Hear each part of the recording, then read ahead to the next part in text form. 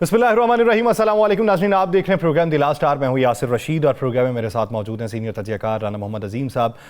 नाज़रीन, पाकिस्तानी सियासत में आज के दिन अगर देखा जाए तो वही बातें सुनाई दी हैं जो कल के दिन सुनाई दे रही थी। कोई ये कह रहा है कि अमेरिका से फ़ोन आएगा, कोई ये कह रहा है कि अमेरिका को मुदाखलत करने की इजाज़त नहीं देंगे, कोई ये कह रहा है कि सड़कों के ऊपर ही हमें एहतजाज करना पड़ेगा, और किसी को ये लगता है कि बैनुल अक़वामी सतह के ऊपर अपने नैरेटिव को ज़्यादा मजबूत करना है, अपनी लॉबी को ज़्यादा मजबूत करना है।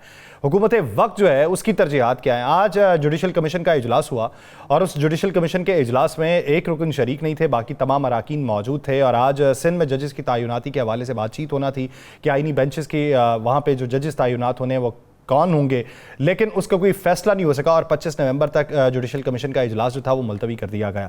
लेकिन आज जो एक अहम बात उसके बाद वज़ीर कानून ने गुफ्तगू करते हुए कही, उन्होंने कहा जी कि ये जुडिशल कमीशन का फैसला नहीं है कि वो बैठ के ये देखे सुप्रीम जुडिशल काउंसिल के कौन से जजेस किन बेंचेस में होंगे और उनके पास कौन से केसेस लगेंगे। ये इख्तियार कमेटीज़ का है और कमेटीज़ ये तय करेंगी कि किन के पास कौन से केसेस जाने चाहिए।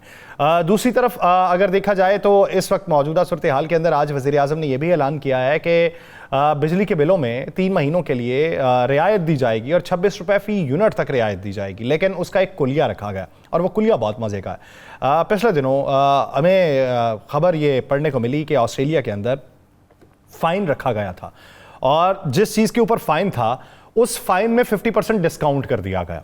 तो ये बड़ी अचंभे की बात थी कि जुर्माने के ऊपर 50% डिस्काउंट मिल रहा है, यानी अगर आपने डिस्काउंट लेना है तो उसके लिए आपको कोई गलती करना पड़ेगी जिसके नतीजे में आप पे जुर्माना लगेगा और फिर आपको 50% डिस्काउंट मिलेगा।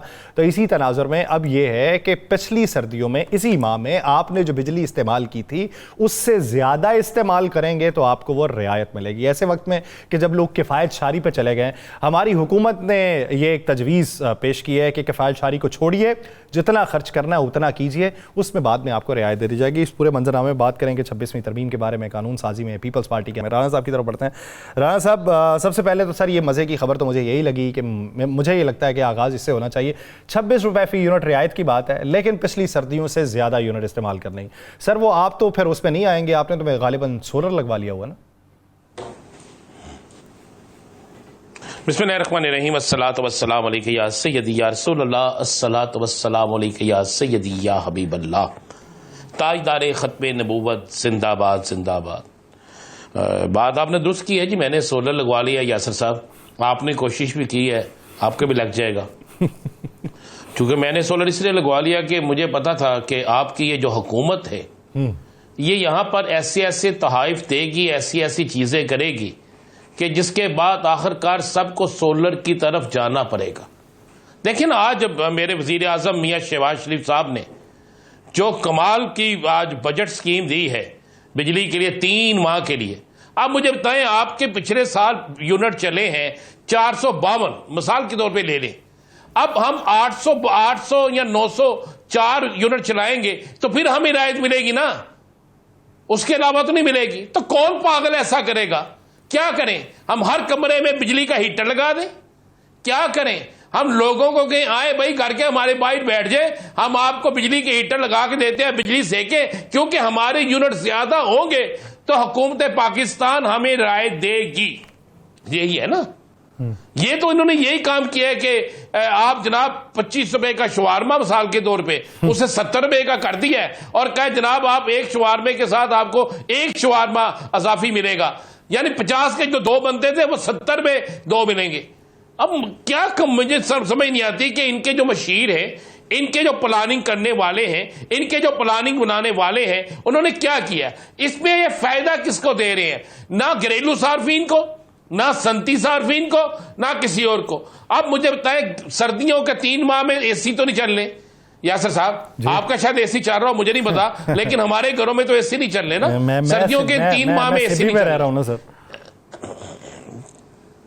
नहीं, आपका पता कोई नहीं ना, आपके अंदर जो है ना वो जलाल बहुत होता है ना, आप हुकूमत के बड़े प्यारे लोगों में से है ना, तो इसलिए जलाली लोग हैं, तो जलाली हमारे तो चल जाता है एसी, इसलिए मैं सर हमारे तो सीने में ठंड पड़ी हुई है, हमें किसी ठंडी जाए की क्या जरूरत?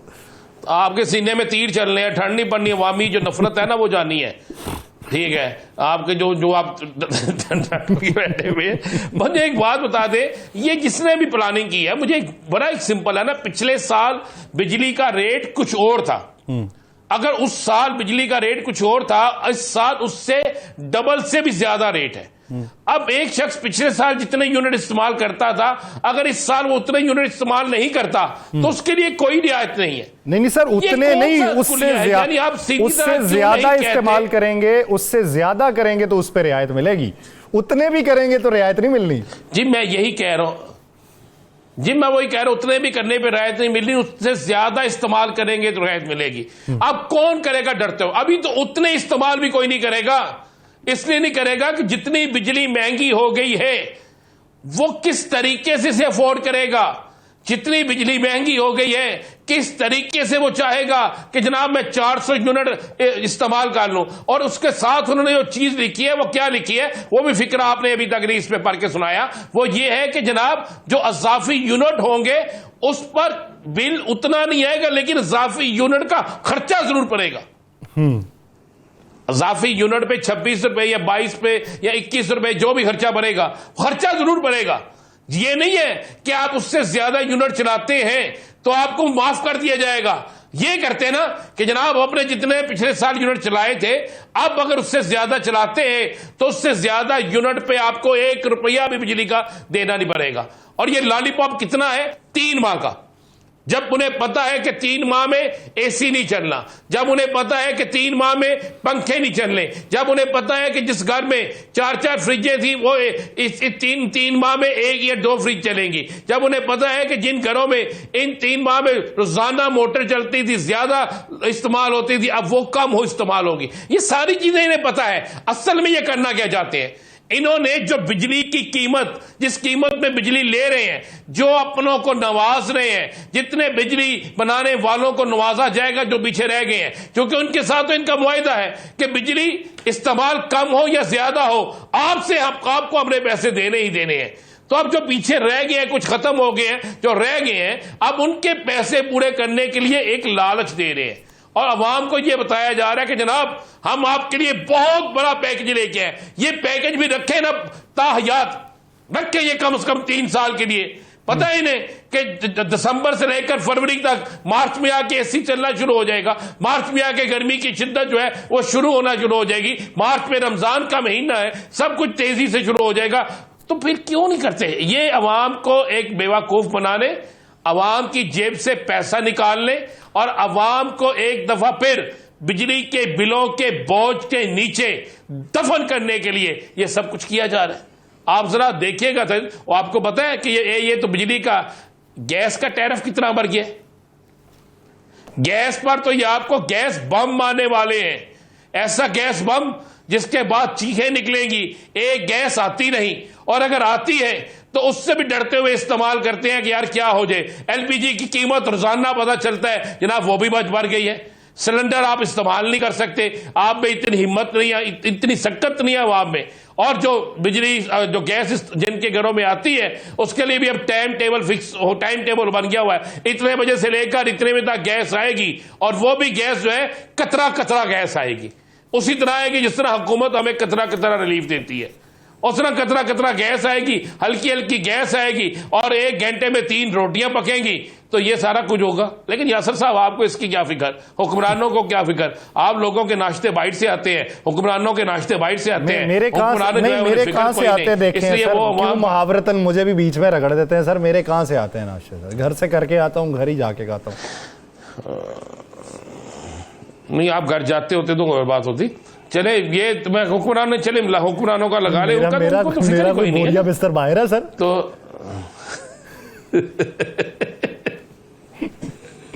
तो ये सारी सूरत हाल है। अवाम को एक बेवकूफ बनाया जा रहा है, और अवाम जो है वो देख रही है। अवाम को ये पता है कि क्या होना यासर साहब, जिससे इन्होंने तनख्वाहें बढ़ाई ना सरकारी मुलाजमीन की, और जितनी उनकी तनख्वाहें बढ़ाएंगी लोग बड़े खुश हुए। और जब वो तनख्वाहें लेने गए तो पता चला जनाब पहले से भी कम तनख्वाह मिल रही है। क्या हुआ जी? इतना टैक्स लग गया और पहले से भी कम हो गई है। जितनी पहले तनख्वाह थी उससे हमें 5, 7, 10 हजार रुपया कम तनख्वाह मिल रही है, इसलिए कि जनाब हुकूमत ने टैक्स इतना लगा दिया। ये बिजली पर भी सेम यही होगा। आप जरा देखते तो जाइए, ये पहला महीना दिसंबर से शुरू होगा तो यकम जनवरी या 3 जनवरी या 4 जनवरी या 5 जनवरी को जब बिल आएगा तो लोग चीखे मारेंगे, लोग फिर सरापे एहतजाज होंगे कि सर्दियों में भी सुकून नहीं, गैस का बिल भी अदा नहीं कर सकते, बिजली का बिल अदा नहीं कर सकते, तो किस तरफ जाएगी लोग?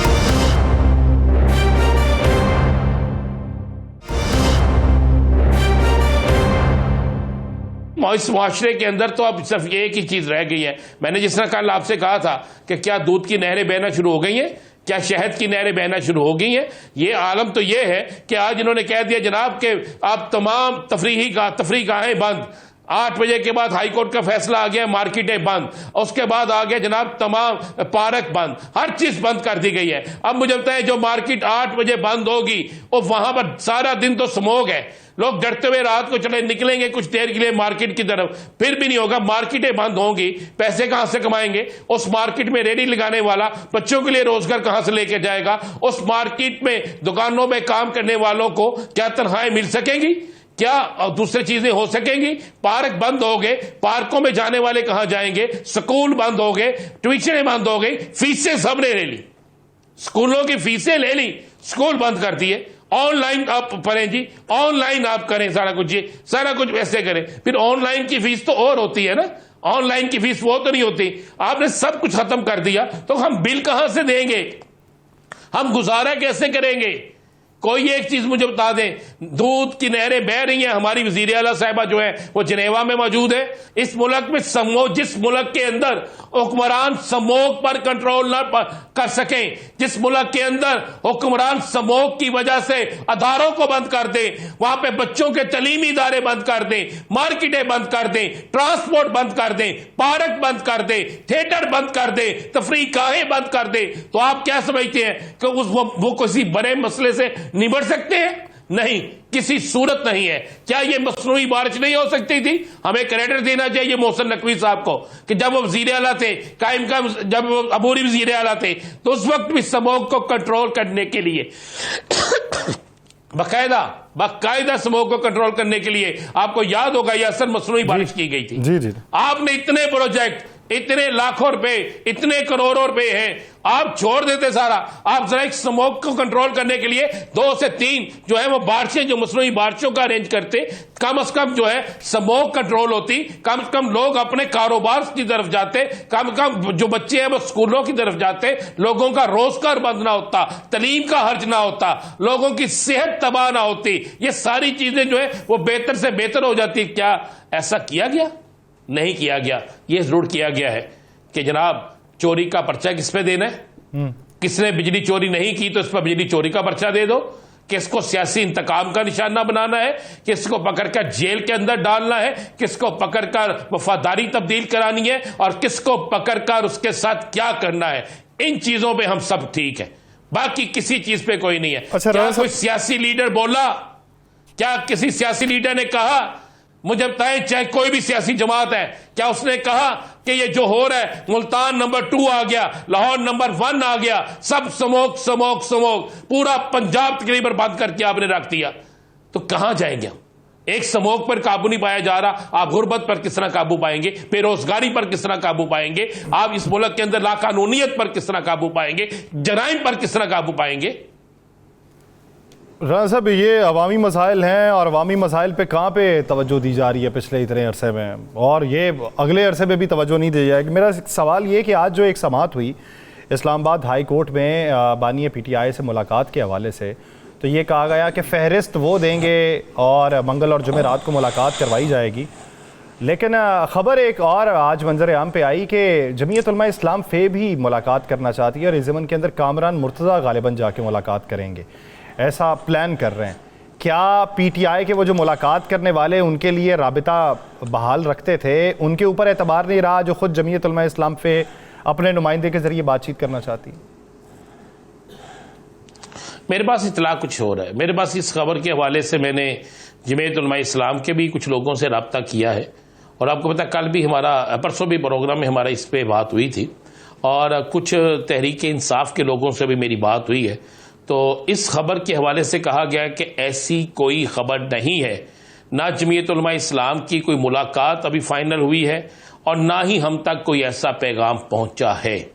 और जहाँ तक तहरीक इंसाफ है, मैं आपको एक बात बता दूं कि ये सिर्फ मंगल के रोज़ जो मुलाकात होने जा रही है, इस मुलाकात की वजह से मैं आपको एक ब्रेकिंग न्यूज़ दे देता हूँ। कल जो एक बहुत बड़ा जलसा सवाबी में होने जा रहा है, जिस जलसे के अंदर राय ली जाएगी कि अब हमें कप्तान की रहाई के लिए, बेसिकली ये जरगा इसका नाम दिया जाएगा, कि हमें कप्तान की रहाई के लिए अब क्या करना है, और उसमें जो अवाम राय देंगी उस राय को मद्देनजर रखते हुए फिर कुछ दिन के लिए, कुछ दिन बाद की कोई तारीख का मुकर्रर कर दी जाएगी कि इस दिन तक अगर ये ना हुआ तो इस दिन से हम एक बड़ी तहरीक शुरू करेंगे।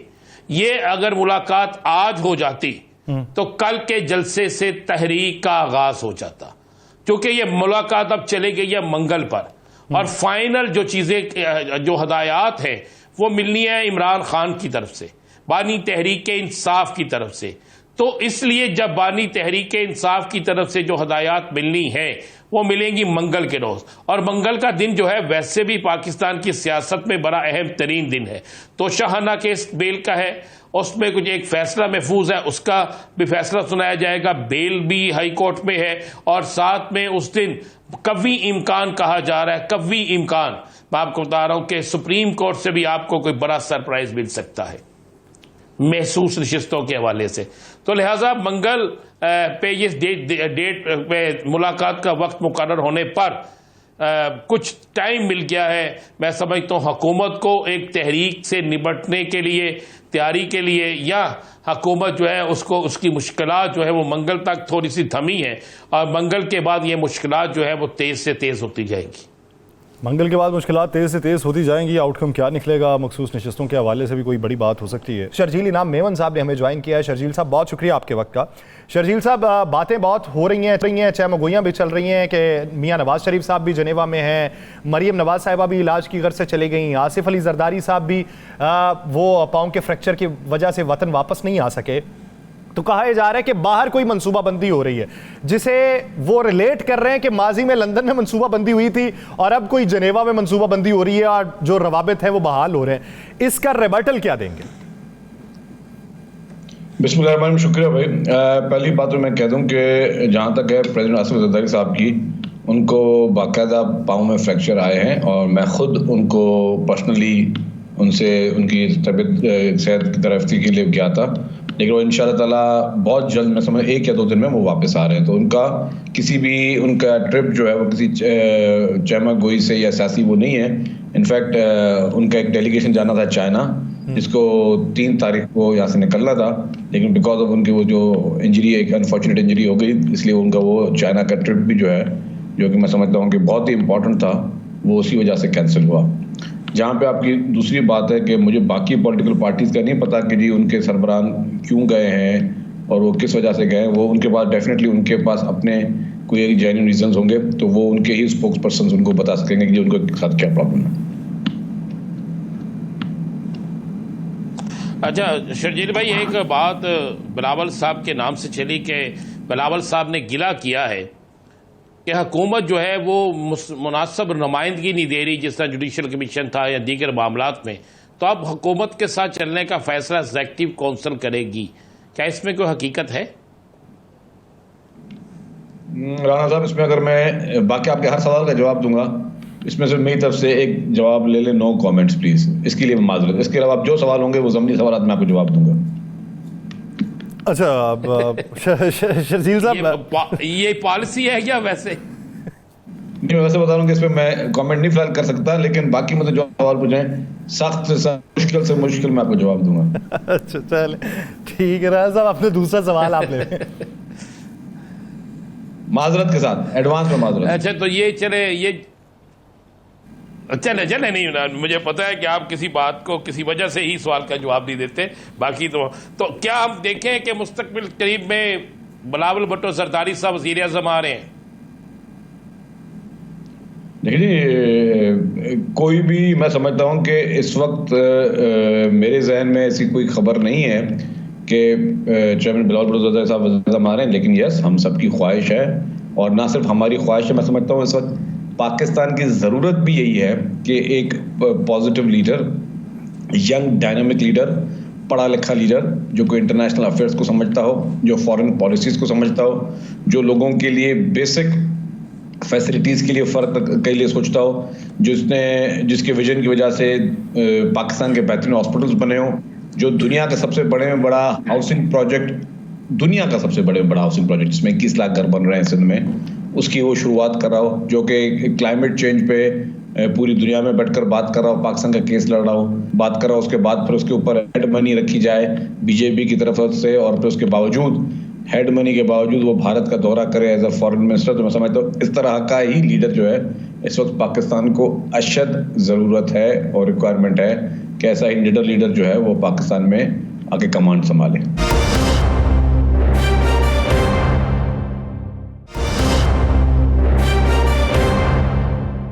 अच्छा शर्जील साहब, कल कमर ज़मान कायरा साहब ने एक टेलीविजन इंटरव्यू के अंदर ये बात की कि उनसे सवाल किया गया कि एब्सोल्युटली नॉट कहा जाएगा अगर कोई बात होती है अमेरिका से, तो उन्होंने जवाबन कहा कि ये हम नहीं कह सकते, ये इमरान खान ही कह सकते हैं एब्सोल्युटली नॉट, हम उन्हें ये नहीं कह सकते। अमेरिका इंटरवीन करता है और कभी कभार बहुत ज़्यादा करता है। ये तो ना होगा कि मुस्तकबिल करीब के अंदर वही मौक़िफ़ जो हुकूमत जाने के बाद पाकिस्तान तहरीक इंसाफ अपनाई हुई थी वो मौजूदा पाकिस्तान मुस्लिम लीग नून अपना रही हो? देखिए जी, मुझे इस तरह की कोई उम्मीद नज़र नहीं आती, क्योंकि पहले भी ऐसे नहीं था कि जो वोटों का कॉन्फिडेंस आया था वो किसी अमेरिका के कहने पे आया था। गलत है, और हमें इस तरह अपने दोस्त ममालिक के नामों को मिसयूज़ नहीं करना चाहिए जिस तरह उन्होंने किया, और मैं समझता हूँ कि बड़े सफारती सेंसिटिव ताल्लुकात होते हैं। सेकंड नंबर पे ये कि ये वाकई एब्सोल्युटली नॉट इमरान खान ने किसको कहा था, मुझे ये तो पता है। ये तो ये झूठा नारा था ना कि जी मैंने एब्सोल्युटली नॉट कह दिया, कि मुझे कोई उन्होंने काम कहा मैंने नहीं कह दिया, या जिसकी वजह से मेरी हुकूमत की, ये सारी बेवकूफ़ी है। मैं तो मिसाल देता हुआ आया हूँ शहीद जुल्फ़िकार अली भुट्टो साहब, जिन्होंने पाकिस्तान को एटमी ताकत बनाया, जो उस वक्त एक बहुत स्ट्रॉन्ग इस्लामी ब्लॉक बनाने जा रहे थे, उनकी तो मुखालफत थी साम्राज्य कुव्वतों की जानिब से, उस तरह की मुखालफत उनकी तो थी।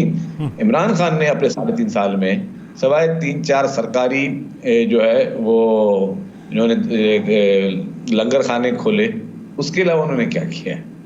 ऐसा कौन सा उन्होंने काम किया जिसकी वजह से हमसे अमेरिका नाराज़ हो गया या कोई और मुल्क नाराज़ हो गया? ये सिर्फ और सिर्फ मैं समझता हूँ कि अपनी उन्होंने सस्ती शोहरत हासिल करने की कोशिश की थी और एक नैरेटिव बनाया, क्योंकि एक इंसान को नाअहली पे निकाला जाएगा तो कोई ना कोई तो वो लॉजिक बनाने की कोशिश करेगा जो लोगों को वो सेल करे। शहबाज शरीफ हुकूमत में अपना हिस्सा डालेगी या इक़्तिदार का हिस्सा बनेगी? राना साहब, अभी कोई ऐसा इरादा पीपल्स पार्टी का नहीं है कि हम जो है वो वफाकी हुकूमत में शामिल हों। आज दिन तक की कोई ऐसी पॉलिसी नहीं है। हाँ, फ्यूचर में कोई प्रपोजल आया तो सेंट्रल एग्जीक्यूटिव कमेटी फैसला करेगी, लेकिन अभी तक इस तरह की कोई भी ना कोई चहमा कोई है, ना ही कोई इस तरह का कोई ऑप्शन मेरे सामने नजर आ रहा है। तो वो जो शहबाज शरीफ साहब ने अपनी लास्ट कैबिनेट मीटिंग में बात की थी, तो वो किसी और तरफ इशारा किया उन्होंने? मैंने नहीं सुना क्या कहा उन्होंने। उन्होंने कहा कि अब वक्त आ गया है कि जो दीगर दोस्त हैं उनको भी काबीना के अंदर शामिल किया जाए। अब दीगर दोस्त में हमें तो बड़े इत्तेहादी के तौर पे पाकिस्तान पीपल्स पार्टी दिखाई देती। देखिए, अगर वो दावत आएगी तो definitely Peoples Party central executive committee में लेके जाएगी, और फिर जो सीईसी फैसला करेगी डेफिनेटली उसी के तहत जो फैसले होते हैं। अभी तक मैंने कहा कि इस तरह की कोई चीज़ नहीं हुई, ना ही सीईसी की कोई मीटिंग हुई इस मौजू पे। आप एक सियासी वर्कर भी हैं और आप पीपल्स पार्टी के एक बड़े पुराने कारकुन भी हैं। पीपल्स पार्टी के हर दौर में बुरे तरीन वक्त में साथ भी रहे। आप क्या समझते हैं पीपल्स पार्टी को बतौर एक सियासी कारकुन? मैं आपसे कह रहा हूँ, वज़ीर नहीं, पीपल्स पार्टी को इक़्तिदार में आ जाना चाहिए हुकूमत के साथ? देखिए राना साहब, मैं आपको 2 चीज़ें बताऊं कि पीपल्स पार्टी का तर्ज हुक्मरानी और बहुत थोड़ा डिफरेंट रहा है कि पीपल्स पार्टी ने कभी भी सियासत की तो कड़वे फैसले भी किए हैं लोगों के लिए, आवाम के लिए, और मुश्किल फैसलों में हमेशा आवाम के साथ खड़ी रही है। सैलाब हो, मुसीबतें हों, तकालीफ हों, जब भी हो तो पीपल्स पार्टी अलग स्टांस रहा है। तो मैं जहाँ तक समझता हूँ कि इन हालात में, जैसे आपने कहा कि पॉलिटिकल वर्कर के हैसियत से, मैं नहीं समझता कि पीपल्स पार्टी इस ऑप्शन पे सोच भी रही है कि हम हुकूमत में शामिल हों। हाँ, जब कल को हमारी इंशाअल्लाह ताला कभी दोबारा इलेक्शन के बाद कोई अक्सरियत होती है, लोग हमारे नैरेटिव को मानते हैं, लोग हमारे जो किए हुए काम है, हमारे लोगों के लिए जो की हुई खिदमत, अगर उसको सराहते हैं, और जो भी इनकलाबी सोच चेयरमैन बिलावल भुट्टो ज़रदारी साहब की, और जो भी ख़ासतौर पर प्रेसिडेंट आसिफ अली ज़रदारी साहब के जितने भी एज ए प्रेसिडेंट पहले भी उन्होंने जितने अहम काम किए, अगर उनको इंशाअल्लाह ताला पजीराई मिली तो हम अपने मेरिट पे बैठ के हम चाहते हैं कि हम हुकूमत लें, हुकूमत करें।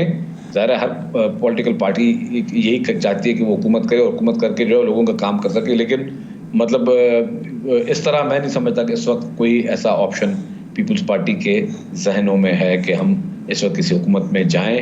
और इस वक्त हर एक की अपनी अपनी सोच होगी, लेकिन मेरे हिसाब से तो इस वक्त मैं नहीं समझता कोई मुनासिब वक्त है। अच्छा शर्जील साहब, ऑन अ लाइटर नोट, आपने कहा कि जी हमारे नैरेटिव को मानेंगे तो हम फिर बरसरे इक़्तिदार आएंगे। आप समझते हैं कि इस पाकिस्तान मुस्लिम लीग नून का नैरेटिव माना जा रहा है जो वो बरसरे इक़्तिदार? देखिए जी, अलग चीज़ें, इस वक्त नैरेटिव कौन सा बेचा जा रहा है?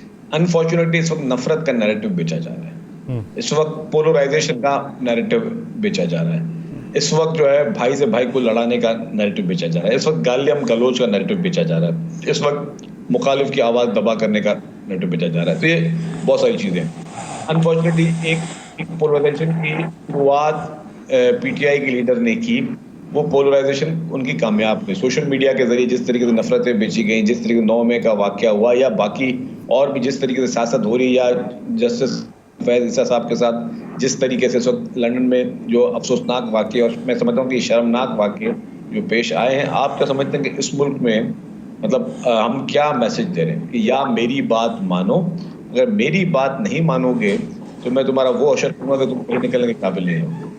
ये इसे इन अदर वर्ड्स मैं उस लफ्ज़ इस्तेमाल नहीं कर सकता, मैं समझता हूँ ये इसे कहते हैं बदमाशी, कि जी आप ज़बरदस्ती अपनी बात बनाना चाहो। गन पॉइंट क्या होता है? जब भी हम कहते हैं जी कोई रॉबरी हुई, रॉबरी में क्या होता है?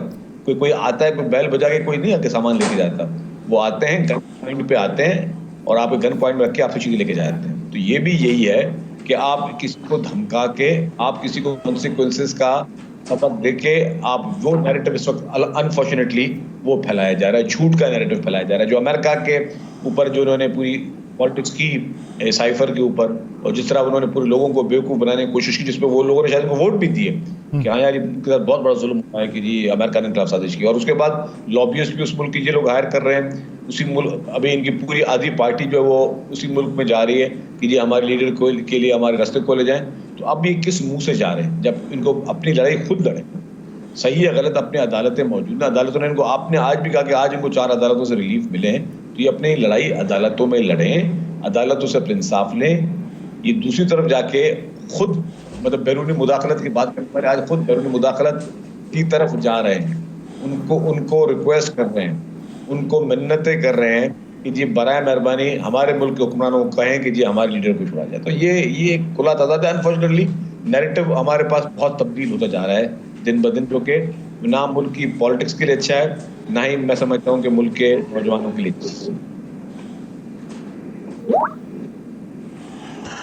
आप कब तक देख रहे हैं शर्जील साहब बानी तहरीक इंसाफ? आपने बड़ी अच्छी बात की कि हम मानते हैं उनकी जैसे भी है, उनके वोट बैंक हैं, उनकी इस वक्त वो लीडरशिप है, तो कब तक आपके तोको रख रहे हैं कि अदालतों से ही, जिस तरह आपने कहा, कब तक रिलीफ मिलता नजर आ रहा है, उन कब तक रिहाई देख रहे हैं?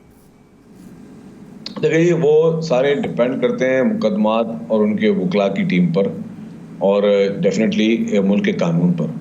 मुल्क के कानून में अगर वो बेगुनाह हैं तो बिल्कुल उनको बाहर होना चाहिए, लेकिन अगर वो गुनाहगार हैं, क्योंकि काफ़ी केसेस जो हैं वो ओपन एंड शट केस हैं, तो फिर उनको अपनी सज़ा उनको पूरी करनी चाहिए। लेकिन कुछ कहा नहीं जा सकता। मेरे हिसाब से मैं कभी भी किसी का बदख्वाह नहीं होता हूँ। मैं कहता हूँ कि जी अल्लाह ताला उनको बड़ी उम्र दे, सेहत दे, तंदुरुस्ती दे, और सबसे बड़ी बात है कि अल्लाह ताला उनको अक्ल दे, और अक्ल का मकसद ये है कि वो बैठ के नफ़रतें ना बेचें।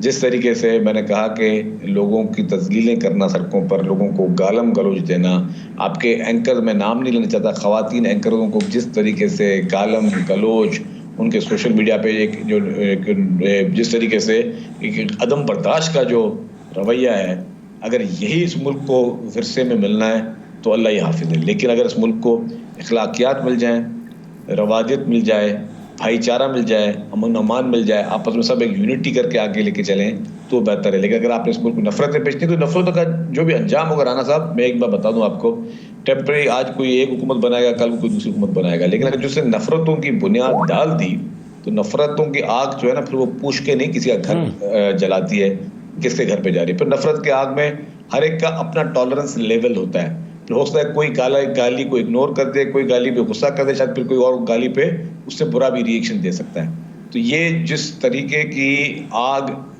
पीटीआई के रहनुमा ने शुरू की इस मुल्क में, उनको पहला काम ये करना चाहिए कि उस आग को बंद करवाएं, वरना खुदा न खासा ये आग जो है ना ये फिर मैंने जिस तरह कहा कि सबको या डुबो के ले जाएगी। सर शर्जील साहब, एक आखिरी सवाल ये कि PIA की निजकारी के हवाले से बात हुई, KP हुकूमत उठी, उन्होंने कहा जी हमें दे दें, पंजाब हुकूमत ने भी कह दिया कि हमको दे दें, सिंध हुकूमत नहीं बोली। क्या सिंध समझता है कि कैपेसिटी नहीं है उनकी, या आपको ये लगा कि ये पॉलिटिकल स्टंट है, कर लेने दें, हमें अपना ही काम करना? देखिए जी, अगर इन्होंने इन दोनों सूबों ने अगर लेनी होती ना तो ये डायरेक्ट बिड में जाते और वहां जाके पार्टिसिपेट करते थे। हमें पता था कि इन लोगों ने लेनी है नहीं और सिर्फ अपनी अपनी पॉइंट स्कोरिंग कर रहे थे दोनों सूबे। अपनी अपनी पॉइंट स्कोरिंग करने के लिए वो लेनी है नहीं थी, इसलिए ये पॉलिटिकल स्टंट किया गया। बहुत शुक्रिया शर्जील इनाम मेमन साहब इस हवाले से अपना वक्त देने के लिए। नाज़रीन, इस पर बात करेंगे एक शॉर्ट ब्रेक के बाद, कहीं नहीं जाएगा। Stay with us.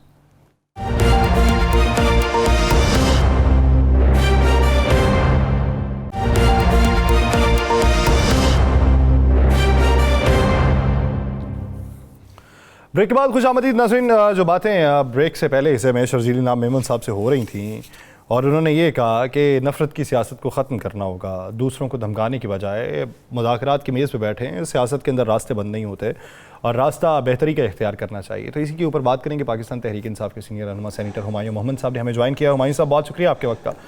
हुमायूं साहब, अमेरिका के अंदर इंतखाबात होते हैं, डोनाल्ड ट्रंप आते हैं, मुख्तलिफ चहमगोइयाँ शुरू हो जाती हैं, मुबारकबाद के पैगामात सभी दे रहे हैं, प्राइम मिनिस्टर ने दिया है तो अपोजिशन लीडर का भी बनता था, उन्होंने भी दे दिया, लेकिन फिर बाद में चहमगोइयाँ ये कि उधर वो चेंज आया है तो पाकिस्तान में भी चेंज आएगा, उसी के तनाजुर में आएगा। कुछ लोग ये कहते हैं कि उनके आगे बातचीत रखी जाएगी, वो सिफारती महाज के ऊपर बातचीत करेंगे। सर, पाकिस्तान तहरीक इंसाफ का जो मजबूत नैरेटिव था वो एब्सोल्युटली नॉट चला था, लेकिन अब आके उसको जस्टिफाई किस तरीके से किया जाएगा कि अंदरूनी मामलात में बैरूनी मुदाखलत हो जाए? बिस्मिल्लाहिर्रहमानिर्रहीम, इय्याका नअबुदु व इय्याका नस्तईन। देखिए, इस तरह है कि एब्सोल्युटली नॉट। मैं आपको एक चीज समझा देता हूँ दोबारा आपके नाजरीन के लिए, जो मेरा कॉन्सेप्ट है, हो सकता है मैं गलत हूँ, लेकिन जो मेरा कॉन्सेप्ट है, एब्सोल्युटली नॉट एक सवाल के जवाब पे कहा गया था। वो सवाल ये था कि क्या आप अमेरिका को अपनी जमीन पर बेसिस देंगे ताकि वो यहाँ से हो सके मॉनिटर कर सके, या अफगानिस्तान के ऊपर, या जो भी है, व्हाटएवर इट इज, ठीक है। तो उसका जवाब था एब्सोल्युटली नॉट, और उसकी वजह थी। उसकी वजह ये थी कि हम पिछले तकरीबन 2 दिहाइयों में हम तकरीबन 85,000 अपने जवानों को शहीद करवा चुके हैं अमेरिका की जंग के लिए, जो कि हमारी जंग थी नहीं, और उसमें हम लोगों के उस वक्त के और उसके बाद के लोगों ने अपने आप को शामिल करवा लिया था, सिर्फ इस वजह से कि वो कहते थे कि वो हमसे तोड़ा बोड़ा ना बना ले, और डर की वजह से था। ये उस वक्त की गवर्नमेंट थी जिन्होंने ये डिसीजन लिया था। इस वक्त की गवर्नमेंट, जब इमरान खान की गवर्नमेंट आई, उसने कहा कि हम आपके लिए किसी जंग में नहीं कूदेंगे, हम आपके साथ दोस्ती रखेंगे, बराबरी में, हम गरीब होंगे अपनी जगह है, लेकिन हम अपनी खुद ही नहीं बेचेंगे। जैसे वो कहते हैं ना कि मेरा तरीक अमीरी है, फकीरी नहीं, खुद ही ना बेच, गरीबी में नाम पैदा कर। नहीं सर, मेरा तरीक अमीरी नहीं फकीरी है, खुद ही ना बेच, गरीबी में नाम। मेरा तरीक, यही कह रहा हूं ना, मेरा तरीक अमीरी नहीं फकीरी है, खुद ही न बेच, गरीबी में नाम पैदा कर। तो इस चीज को अब आज अल्लामा इकबाल की कल वो भी हो, उस बेसिस के लिहाज से मैं इस चीज को बीच में बताना चाहता था। ये कॉन्सेप्ट होता है कि एब्सोल्युटली नॉट का। अब बात आ जाती है दूसरी चीज, अमेरिका के इलेक्शंस। देखिए, अमेरिका के इलेक्शंस में मुबारकबाद तो सब दे रहे हैं, लेकिन मैं समझता हूं कि डोनाल्ड ट्रंप बड़ा खुशकिस्मत आदमी है। वो खुशकिस्मत आदमी इस लिहाज से कि उसकी आवाम ने उसको जितना मैंडेट दिया है उससे तकरीबन 2 गुना ज्यादा मैंडेट इमरान खान की अवाम ने इमरान खान को दिया, पाकिस्तान की अवाम ने इमरान खान को 8 फरवरी को दिया था। अब बात आ जाती है उनके इलेक्ट होने के बाद क्या होगा। देखिए, पाकिस्तान नहीं, पूरी दुनिया में चेंजेस आएंगी। पैलेस्टाइन में, गाजा में चेंज आएगी, क्योंकि उस बेसिस पे उसने इलेक्शन लड़ा है। उसने मुसलमानों से वोट लिया है, इस बेसिस पे लिया है। उसने यूक्रेन के ऊपर उसने कहा मैं वहां से निकलूंगा। यूक्रेन में भी चेंजेस आएंगी, रशिया में चेंजेस आएंगी, हर जगह पे चेंजेस आएंगी। उसने अपने अवाम को, जो वहां के उसके अवाम है पाकिस्तानी, उसको उसने अपने इलेक्शन कैंपेन में कहा है कि मैं इमरान खान के लिए करूंगा। ये हम में से किसी ने कुछ नहीं कहा, वो उसने खुद किया था, उसकी अवाम थी, उसने वो किया था। अब क्या उसके बाद सफारती बेसिस पे, अच्छा 2-3 चीजें हैं जिसकी बेसिस पे ये चीज होगी। नंबर 1, अभी आपने देखा है कि जो यूएन ने जो पाकिस्तान के ऊपर जो रिपोर्ट दी है, उसके अंदर वो सारी चीजें मेंशन की है कि अगर उसको ठीक कर दिया जाए तो इमरान खान बगैर किसी उसके अपने मेरिट पे बाहर निकलता है। क्योंकि इस वक्त इमरान खान जो जेल में है वो मेरिट पे नहीं है, वो किसी ऐसे, कौन सा केस था आपने उनके ऊपर उल्टे सीधे गलत केसेस किए, उन बेसिस पे जिसको कोर्ट ने निकाल दिया, उसने कहा नहीं है। फिर आपने कहा कि नहीं, इनकी शादी के ऊपर उस पे कर दिया, निकाह के ऊपर गलीज तरीन केस कर दिया, इद्दत केस के ऊपर। तो इस किस्म के जब आप केसेस करेंगे और उनको जब मैं आपको कहूंगा कि यार आपने तो ये गलत काम किए हुए, आप ह्यूमन राइट्स वायलेशन कर रहे हो, ये कर रहे हो, तो फिर ऑब्वियसली वहां पे प्रॉब्लम आएगी। लेकिन उसका ताल्लुक पाकिस्तान तहरीक इंसाफ से नहीं है, उसका ताल्लुक इंसाफ से जरूर है, क्योंकि इंसाफ वहां पे मिल नहीं रहा, वहां पे इंसाफ दे कोई नहीं रहा, पाकिस्तान में कोई इंसाफ दे नहीं रहा। इस वजह से उसका ताल्लुक इंसाफ से है, लेकिन उसका ताल्लुक तहरीक इंसाफ से डायरेक्टली नहीं है। हम कुछ नहीं कह रहे उनको, हमारे लिहाज से वो मुबारक हो, अच्छा है, खुशकिस्मत आदमी है, हो गया। लेकिन वो भी इमरान खान की तरह, दोनों में 2-3 चीजें कॉमन है। ये नॉन टिपिकल पॉलिटिशियंस हैं। ये जो इनके दिल में होता है वो कहते हैं, ये फिर बदी बात करते हैं, ये लिख कर नहीं बात करते। आज मैं प्राइम मिनिस्टर साहब को देख रहा था। अब ये याद रखें, जब जैसी हुकूमत आएगी वैसे लोग भी हो जाएंगे। फिर वो एक और चीज है, जब इनकी मैं कंपैरिजन करता हूँ, ये पाकिस्तान मुस्लिम लीग नून और इस वक्त की गवर्नमेंट को और इमरान खान को रखता हूँ, तो मुझे एक शेर याद आता है। वो शेर है कि परवाज है दोनों की इसी एक फजा में, किर्गिज का जहां और है शाहीन का जहां और। अब उसकी वजह यह है कि अगर मैं आपको कहूं कि पलटना झपटना, पलटकर झपटना, तो आपके दिमाग में कौन आएगा? क्या पीएमएलएन की लीडरशिप, पीपल्स पार्टी की लीडरशिप, या इमरान खान आएगा? ये आप लोगों तक मैं छोड़ देता हूं, आपके व्यूअर्स तक छोड़ देता हूं। लेकिन मजे की बात यह है कि किर्गिज, जो इसको हम गिद्ध कहते हैं, जिसको हम वल्चर कहते हैं इंग्लिश में, उसकी आप खुसूसियत देखें कि वो उड़ता बहुत ऊंचा है और उसकी आंख बहुत तेज होती है, लेकिन वो हमेशा जमीन पे एक मरे हुए जानवर, जिसको हम मुर्दार कहते हैं, उसको देखता है, उसको देखकर नीचे आता है और फिर उस किसी के मरे हुए चीज को वो डॉक्टर साहब ये तो बताइए, डॉक्टर साहब ये सारी चीजें तो बिल्कुल आप दुरुस्त कह रहे हैं। कल आपका एक जलसा है और इस जलसे को के हवाले से बड़ी बड़ी तवक्कुआत लगा कर बैठी है तहरीक इंसाफ। कल सिर्फ एक जलसा होगा या कल से तहरीक का आगाज होगा? सर जी, इस तरह है कि अस्सलाम वालेकुम सबसे पहले तो, और उसमें यह है सर कि जहां मुझे समझ आई है वो ये है, कल जलसा होगा, उस जलसे के अंदर अगले लाए अमल के बारे में ऐलान किया जाएगा, ये मेरी समझ है। लेकिन आपको कोयटा के अंदर तो जलसा करने की इजाजत नहीं मिली। वो तो फिर वो उसके बाद देखा जाएगा ना, वो तो वो क्या है, तुम अपनी करनी कर गुजरो, जो होगा देखा जाएगा। सही। अच्छा डॉक्टर साहब, मेरा एक सवाल इसी भी है कि अभी तो आप जलसा कर रहे हैं, पूरे पाकिस्तान से लोग आ रहे हैं, अभी किसी को रोका नहीं जा रहा, और जब आप ऐलान कर देंगे कि हम फलां तारीख को इस्लामाबाद की तरफ या किसी तरफ आ रहे हैं, इतनी तारीख तक हमारे मुतालबात मंजूर ना हुए, तो उसका तो मतलब है कि आप अपने कारकुनों की गिरफ्तारियां, पुलिस को फिर दोबारा रोड बंद करने और सारी चीजें करने के लिए टाइम दे रहे हैं। देखिए, व्हाट एन अनफॉर्चुनेट कंट्री कि यहाँ पे कोई अपने, अगर मेरे साथ नाइंसाफी होती है तो मैं कोर्ट जाता हूं तो वहां पे भी नाइंसाफी होती है। पहले तो गवर्नमेंट जो एग्जीक्यूटिव है वो नाइंसाफी करती है, वो जुल्म करती है, तशद्दुद करती है। फिर मैं उसके खिलाफ जब कोर्ट में जाता हूं पता चलता है उसी गवर्नमेंट ने, उसी एग्जीक्यूटिव ने अपने ही जजेस लग। देखिए इन सब चीजों के ऊपर जब हम कहते हैं ना पार्लियामान सुप्रीम है, तो इन सब चीजों के ऊपर अल्लाह की जात से नीचे अवाम सुप्रीम है। फिर हम अवाम के पास जाते हैं कि देखो जिन लोगों को आपने इलेक्ट किया था वो तो बेईमान निकले, वो तो चोर निकले, वो तो डाकू निकले। अब हम आपके पास आना चाह रहे हैं, हम आपसे बात करना चाह रहे हैं, तो वहां ये हमें उनके साथ करने नहीं देते, बात नहीं करने देते। उसके बाद अब मैं आज देख लें जो क्वेटा में जो हो रहा था, वहां पे मैंने जो विजुअल्स देखे, मुझे नहीं पता आपने देखे होंगे नहीं देखे होंगे, कि वहां पे जिस तरीके से पुलिस वहां पे तशद्दुद कर रही है, जिस तरीके से पुलिस वहां पे कर रही है। और बाज मैंने ऐसे वीडियोस देखे हैं, अब मैं उनको अब चूंकि कंफर्म नहीं कर सकता, मेरे पास वो नहीं है कि मैं बताऊं कि ये असली है नकली है, लेकिन बज़ाहिर असली लग रहे थे। वो ये था कि एक गाड़ी जिसके ऊपर पीटीआई का झंडा लगा हुआ था और उसके अंदर लोग वो विक्ट्री के निशान करते हुए जा रहे थे, जब पुलिस के वहां से तेजी से निकले तो पुलिस वालों ने स्ट्रेट उनके पीछे फायर किए बंदूक से। मतलब आई डोंट नो कि हम किस तरफ जा रहे हैं।